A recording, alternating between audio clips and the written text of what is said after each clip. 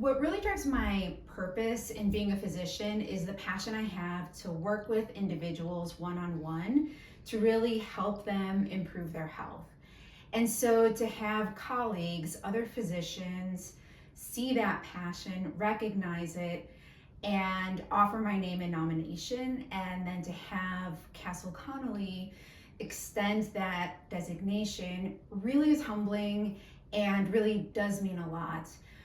Many of us who are physicians are drawn into this field because of how much we want to help individuals. And so to have peers nominate me for this really is something that I am very grateful for and humbled by. For as long as I could remember, I wanted to be a doctor. And it's not that I had anyone in our family to model off of. Nobody in our family, before I went into medicine, was a physician. I do distinctly remember my pediatrician being a female doctor who spoke with an accent. And in my interactions with her, it demonstrated to me that this was something that was possible, and her genuine interest in helping people and kids feel better. And so I remember at a very young age saying, you know what, I identify with her, I want to be a physician as well. And so that became my life purpose, and was to really study hard, really grind, and do everything possible to really realize this dream that I had. When I was in medical school, I remember I was eager to learn everything, experience everything.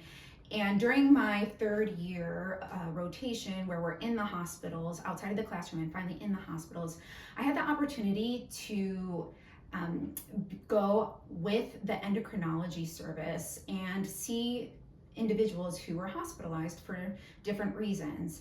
And what really struck me was the way in which these endocrinologists sat down, spent their time with each individual to really understand their story, to try to start to piece together what may be contributing to the symptoms that they were having. What also really appealed to me about endocrinology was just how vast it was. So many different endocrine organs throughout the body, including, but not totally comprehensive, the pituitary, the thyroid, the parathyroid, the pancreas, bone, even fat tissue, all endocrine organs. And so that really appealed to me and fascinated me. And to also think that these tiny hormones made in one organ could travel throughout the body and have an impact, a big impact on all the other organs throughout the body. And so this curiosity and desire to really understand the endocrine system is what drove me to choose endocrinology. And once I was in the field, what my passion within the field of endocrinology has become has been metabolic health. So conditions associated with insulin resistance, like prediabetes, type 2 diabetes. We even see insulin resistance in type 1 diabetes, but even metabolic dysfunction associated liver disease, high cholesterol, as well as polycystic ovarian syndrome, perimenopause, menopause, and obesity management. And so I focus now on that because it also allows me an opportunity to understand a person's lifestyle. Insulin resistance really deals with lifestyle in a big way. And so I need to understand a person's nutrition habits, their exercise habits. I need to understand what their sleep habits are like, what stressors they have, how they manage stress, because all of those have profound impacts on metabolic health.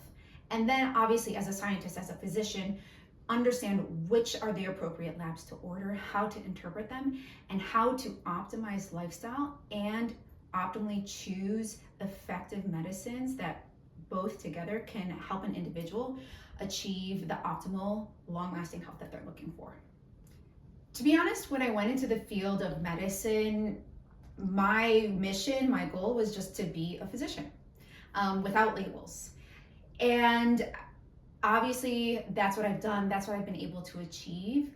And it's become clear to me over the years that labels can be important. And being a Latina physician, I recognize how in the workforce, Latino doctors make up a minority of physicians, and even more so, female Latina doctors. And so it does mean a lot to me because, number one, for other Latino children who are considering medicine, I think it's important to have representation and for them to see those of us in the field and identify with us.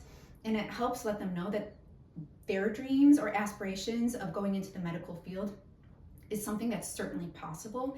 And I hope that it inspires and motivates future generations to go into medicine. Being a Latina physician as well has given me the unique privilege to be able to work with my patients who are Latino and share experiences with them. You know, there is something to be said about shared cultural experiences. You know, obviously, Latinos in general are a diverse group of individuals. And that being said, there is still some commonality that really groups us together. And so whether that is reminiscing over times family gets together, or music, or food, or dancing, that type of ability to understand from a cultural perspective, I think really helps with a patient-doctor relationship and rapport. And then also being able to converse in the native language of some individuals. A veces es difícil encontrar a alguien que habla en español. Entonces, being able to be that person that can break those language barriers and understand what they're trying to communicate in their language, en su idioma, really also I've found has helped further the health progress that the patients are looking for.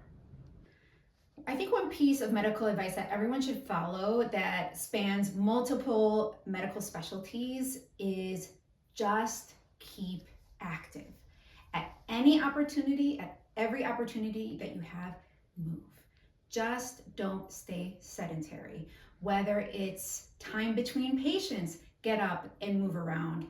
Whether it's waiting for your clothes to dry in the dryer, get up and move around. Do some jumping jacks, do a plank. If you're waiting to pick up your kids from school, instead of waiting in the car, get out of the car, move around. When you're in the grocery checkout aisle, waiting to put your groceries on the conveyor belt, go ahead and do some calf raises. Whatever it is, just move. Time and time again, we have multiple studies that show that the individuals that are the most active are also those who are the most likely to see not only long life, but long, healthy life. And that's dependent on physical activity. So move, move, move.